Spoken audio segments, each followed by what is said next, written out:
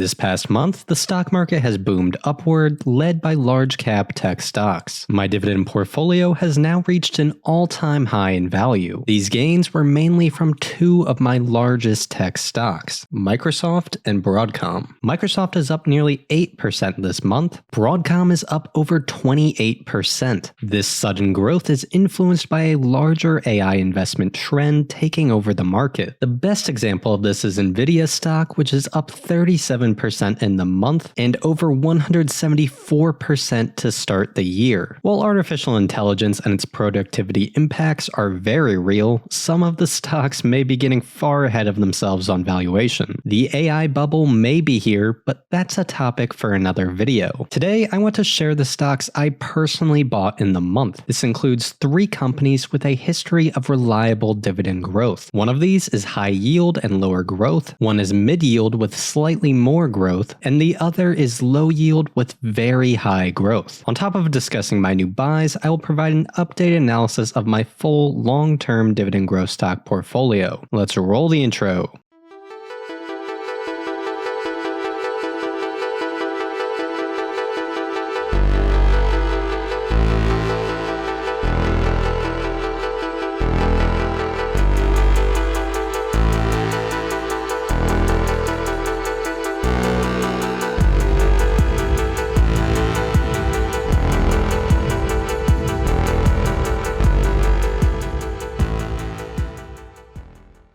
My name is Zach, this is Dividend Data, and you should leave a like and subscribe if you enjoyed the video. Throughout, I'll be using my stock research tool, which is available at dividenddata.com. Here you can track your investment portfolios and get custom analytics for the dividend-focused investor. On top of this, you gain access to deep financial research for over 8,000 stocks on the New York Stock Exchange, NASDAQ, and Amex. The tool shows every key financial metric displayed with detailed charts and tables, as well as calculated growth rates. If the software helps you identify just one slightly better stock, then it pays for itself. If you like what you see, sign up at dividenddata.com. Link in the description and pinned comment. Now let's dive into my portfolio. The current total value is $125,884. With $97,185 initial dollars invested, my total return is 29.53%. My top stock is Microsoft, ticker symbol MSFT. The overwhelming majority of my position was added in fall 2022. Recent gains have boosted my total return to 38.81%. I view Microsoft as one of my core holdings and will likely add the next time there's a sizable decline. This is followed by ExxonMobil, which has a 196% total return. Disney is my worst performing stock with a negative 38% total return. I definitely overpaid, but think the company is improving and will have strong returns from its current position. Other notable changes in my portfolio are with Broadcom, ticker symbol AVGO. This was one of my largest stock buys in early 2023. Now I'm up over 41% on my Broadcom stock. Obviously, I wish I had bought more. It may be a while before there is a great buying opportunity again. That said, this is a much more rational valuation compared to stocks like Nvidia. If you want to get a full analysis on each of my individual stocks, check out one of my newest videos titled Ranking My Best Dividend Stocks. In it, I analyze the current status of each business and rank them against one another. Highly recommend you watch that. Overall, I have 13 total stocks in my dividend portfolio. Microsoft is my largest by current value at 26.9%. This helps make technology my largest sector at $56,000. That is followed by energy, consumer defensive, financial services, and communication services. This diversification can and will change over time as I continue to learn and find new investments. My projected annual dividend income is $3,441. That is $860 quarterly, $286 monthly, $9.43 daily, or 39 cents hourly. This is passive dividend income paid out to me by my stocks. Since all of my stocks pay dividends quarterly, they operate in 3-month cycles. June is my largest month, projected at $450.41. This is followed by July at $304, and finally August at $105. Here you can see a projected calendar showing the individual stocks making up each month. You can also see the diversification of my projected dividend income. Altria is my largest dividend payer at $1,217. This is 35.37% of my total projected dividends. By this list, you can see that dividend yield makes a big difference. On the Dividend Insights page, you can see that with Altria stock, I have an 8.63% dividend yield on cost. Also, 24.79 shares of my total shares are derived from dividend reinvestment. We call these DRIP shares. Reinvesting dividends has increased my yield by 0.72%. This is called the snowball effect, which us dividend investors love. This gives me a compounded yield on cost of 9.35%. So for every $100 I initially invested in MO stock, I get paid $9.35 annually in dividends. Also, I should mention that the ability to track DRIP shares and related stats is a unique service available on dividenddata.com. Overall, my portfolio has a 3.29% yield on cost, boosted to 3.54% from reinvesting dividends. On the upcoming dividends page, I can see all my declared dividends that will be paid soon. For example, I'll get $68 from Microsoft, $143 from ExxonMobil, $100 from T. Rowe Price, and a massive $304 from Altria. On the dividend history page, I can track all my earned dividends. In total, my portfolio has generated $8,816 in dividends. In 2022, I earned $3,297. So far in 2023, I've earned $1,303. For the most part, these dividends have all been reinvested to acquire more shares, increasing my future income. That is the snowball effect. After a lot of portfolio changes and a shift in focus to dividend growth, my dividend income seems poised to grow well into the future. My current 3-month rolling average of dividend income is $301.95. So far in June, I've earned $7.70 from Visa and $21.88 from Kroger. As I mentioned earlier, the rest of June has some big dividends coming my way. Now let's get to the topic of the day, the 3 dividend stocks I'm buying right now. First, we have the Altria Group, ticker symbol MO. I bought 15 shares at a cost per share of $45.55. This is a total cost of $668.30. The MO stock purchase will generate $56.40 in dividends with an 8.44% dividend yield. Altria is my favorite high-yield dividend stock, and I will likely be adding more at this price range. The company has a reliable history of both earnings and dividend growth. By the way, the drop-off in these charts is from the 2007 and 2008 spin-offs of both Kraft Foods and Philip Morris International. Over the past 5 years, Altria's dividend is growing at a 6% compound annual growth rate. Their CFO has stated they target mid-single digits dividend growth. This is sustainable based on their free cash flow. In my opinion, Altria is a high certainty investment due to its reliable cash flows, high dividend, and low valuation. I find that the future projections are actually pretty easy to forecast. This lets me feel confident enough to do a valuation calculation. I'll use the dividend discount model as an example. This measures the value of a company by taking the sum of all future dividend payments and discounting them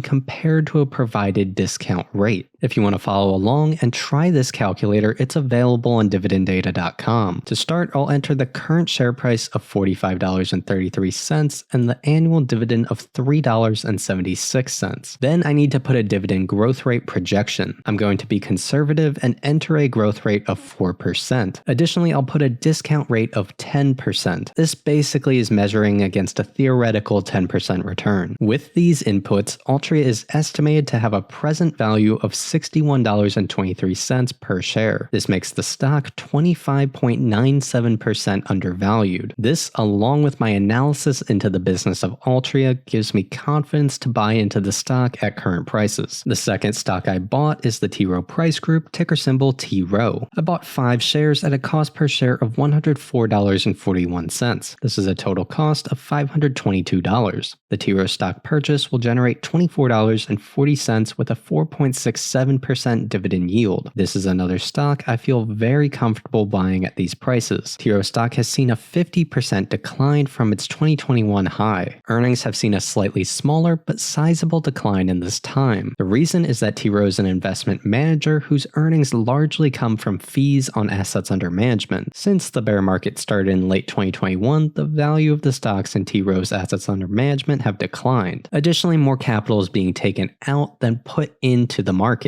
This is a core risk to understand. However, I view this decline as a major buying opportunity with the assumption the stock market will see long-term growth. The company is still highly profitable and pays a growing dividend. The 5-year dividend CAGR is 11.75%. This has slowed during this time of decline, with the most recent increase being 1.67%. The dividend payout ratio is still very sustainable. On top of this, T. Rowe stock has a rock-solid balance sheet. They have $2 billion in cash on hand with only $300 million in total debt. With a very low expense business model, T. Rowe is poised to rake in cash when the market rebounds. They are even doing healthy during this poor market. Long term, I think dividend growth will likely return to high levels. Additionally, T. Rowe has a history of issuing large special dividends when they have excess cash. This practice will likely continue during the next bull market. At current prices, I view T. Rowe stock as a great deal and a dividend growth machine. The third stock I bought was Visa, ticker symbol V. I bought one share at $217.55. The purchase will generate $1.80 at a 0.83% dividend yield. Visa is the leading digital payment network and a money printing machine. They have low expenses with 80% gross margins and 50% net margins. Free cash flow per share is growing at a 19.6% 10-year CAGR. This fuels consistent share buybacks and a fast-growing dividend. The 10-year dividend CAGR is 18.49%. The most recent increase was a massive 20%. The payout ratio is very sustainable at 20%. Visa is such a great business, and I will likely continue adding more around these prices. Of course, I would love if the price fell much more. Those were the 3 dividend stocks I bought during the last month. However, I also bought 5 shares of Disney at $89.47. They currently have their dividend suspended and announced a plan to reintroduce the dividend in late 2023. Disney is my worst performing stock, but I wanted to lower my cost basis. I think it's actually a solid value at these prices. If you want to know my updated thoughts on Disney stock, check out my recent video where I rank all of my stocks. That will be linked at the end of the video. If you liked this analysis, make sure you subscribe as I post these updates every single month. You can sign up for dividenddata.com to track your portfolio and research stocks just like me. There you will gain access to the exact tool I use throughout the video. If the software helps you identify just one slightly better stock, then it pays for itself. Thanks for watching.